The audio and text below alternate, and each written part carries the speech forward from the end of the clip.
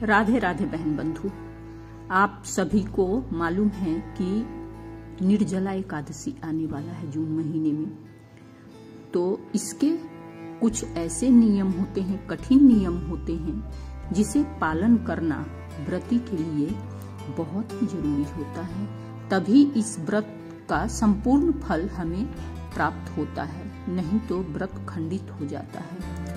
तो ऐसी ही कुछ रोचक जानकारी लेकर के मैं आज उपस्थित हुई हूँ कि आप लोगों को निर्जला व्रत की संपूर्ण जानकारी दे दूं। तो मेरे चैनल पर आप सभी को बहुत बहुत स्वागत है। आप सभी ढेर सारा स्नेह दे रहे हैं मुझे, इसके लिए मैं तहे दिल से शुक्रिया अदा करती हूँ और उम्मीद भी करती हूँ कि इसी तरह से आप लोग हमारे साथ बने रहेंगे, अपना स्नेह देते रहेंगे, अपना आशीर्वाद देते रहेंगे और इसी तरह से जुड़े रहेंगे। तो चलिए वीडियो शुरू करती हूँ। जितने भी व्रत करते हैं हम लोग, सबके नियम कुछ न कुछ तो होता ही है। कोई व्रत करो मत करो, लेकिन एकादशी व्रत अवश्य करो। और इसके नियम ऐसे हैं जिसे मानकर ही इस कठिन व्रत को पूर्ण करते हैं। तो क्या है एकादशी व्रत के नियम, चलिए मैं आपको बताती हूँ, एक एक करके बताती हूँ।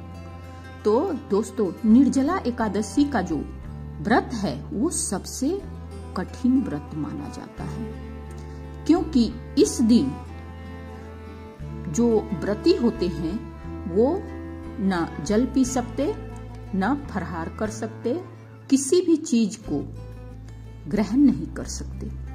इसलिए यह सारे व्रतों में लगभग छठ पूजा के बाद कठिन व्रत माना जाता है। तो इस दिन हमें क्या करना चाहिए और क्या नहीं करना चाहिए, ये जानना बहुत जरूरी है। क्योंकि जब हम निर्जल व्रत रखेंगे और कोई छोटी सी गलती की वजह से हमारा व्रत खंडित हो जाए या उसका पुण्य प्राप्त ना हो हमें, तो ये बहुत ही दुख की बात हो जाएगी। इसीलिए इसका नियम जानना बहुत ही जरूरी है। तो जैसा कि आप सभी जानते हैं कि जो व्रती निर्जला एकादशी व्रत कर रहे हैं, उन्हें निर्जल निराहार रह करके इस व्रत को पूर्ण करना है पूरे 24 घंटे के लिए। जैसे आपने एकादशी के सुबह सूर्योदय के समय संकल्प लिए कि आज मैं निर्जला एकादशी का व्रत रखूंगा, तो आपको द्वादशी के दिन सूर्योदय के बाद, सूर्योदय तिथि के बाद ही व्रत खोलना है। मतलब कि निर्जला एकादशी का व्रत में हम दोस्तों सभी जानते हैं कि इसमें अन्न का सेवन नहीं किया जाता है, लेकिन फलाहार किया जाता है, जल का सेवन किया जाता है। लेकिन निर्जला एकादशी में जो दूसरा यह नियम है, इसका फल का सेवन नहीं करना है। इसका दूसरा जो नियम है निर्जला एकादशी व्रत का, फल का सेवन नहीं करना है, जल को ग्रहण नहीं करना है। कई लोग यह सोचते हैं कि क्या जल पी सकते हैं, चाय पी सकते हैं। नहीं, आपको कुछ भी नहीं लेना है इस व्रत में। बिल्कुल निराहार रह करके ही संपूर्ण करना है, किया जाता है इस व्रत को। तो इस व्रत को आप किसी भी प्रकार से किसी भी चीज का सेवन नहीं कर सकते हो। व्रत का जब संकल्प लिया है तो उनके पहले आप चाहें तो, कई लोगों का ऐसा होता है कि वो बिना पानी के रह नहीं सकते या बहुत प्यास लगती है, तो व्रत से पहले जो रात होती है उसमें हम जल्दी सूर्योदय से बहुत पहले उठ जाएंगे और उठने के बाद आप ब्रश कर सकते हैं। और कई लोग ऐसा सोचते हैं ना कि क्या ब्रश भी नहीं किया जा सकता, तो बिल्कुल ब्रश कर सकते हैं, लेकिन सूर्योदय से पहले यानी 4 बजे से पहले पहले आप नहा लें, ब्रश कर लें और उसके बाद अगर आप चाहते हैं कि हम पानी पिए या चाय पिए, जो भी आप ग्रहण करना चाहते हैं, तो 4 बजे के आसपास जो भी, यानी खाना तो नहीं खाना है, लेकिन लिक्विड जो जैसे चाय हो गया या जल हो गया, शरबत हो गया, ये सब आप सूर्योदय से पहले ले सकते हैं और उसका इस्तेमाल कर सकते हैं, क्योंकि इसमें जल का इस्तेमाल होगा।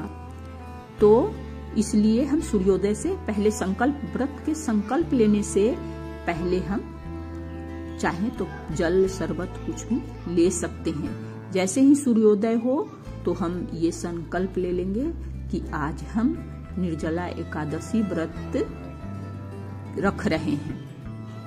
और कई लोग ऐसे भी होते हैं जो बहुत बीमार होते हैं, या कोई प्रेग्नेंट लेडी होती है, उसका अगर मन है कि हम व्रत रखें, पर दिक्कत ये आ रही है कि 24 घंटे निर्जला कैसे रहेंगे, तो उसके लिए भी एक नियम है कि सूर्योदय से सूर्यास्त तक के तो आपको व्रत रखना ही रखना है हर हालत में। लेकिन जब सूर्यास्त होने लग जाए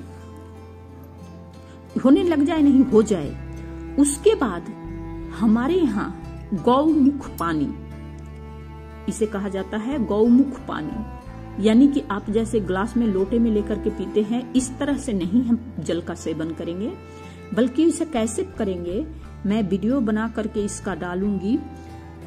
एक पीतल के परात में जल रखेंगे, उस परात में जल को भर लेंगे, साफ जल, और गाय की तरह 4 पैर पे, यानी दोनों पैर और दोनों हाथ पे बैठ जाएंगे, जैसे छोटा बच्चा चलता है, और उसके बाद अपने मुख से पानी पिएंगे। मैं इसका वीडियो बना करके डाल दूंगी।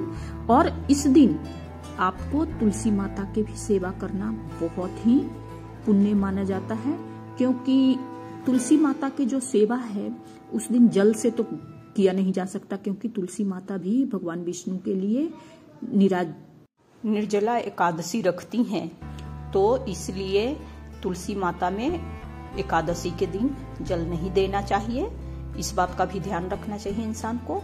और तुलसी माता में देसी घी के दीपक जरूर लगाना चाहिए, सुबह में भी लगाना चाहिए और शाम को भी लगाना चाहिए। तुलसी माता को सिंदूर लगाना चाहिए, और कहीं रख करके 11 प्रदक्षिणा, परिक्रमा जिसे कहते हैं, वो अवश्य ही करना चाहिए। इससे आपके धन से संबंधित जो समस्याएं आ रही है वो उसका निदान हो जाएगा,